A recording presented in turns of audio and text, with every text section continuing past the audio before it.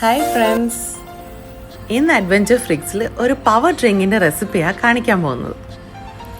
ഈ ചൂട് കാലത്ത് നല്ല തണുപ്പിച്ച് കുടിക്കാൻ പറ്റിയൊരു ജ്യൂസാണ്.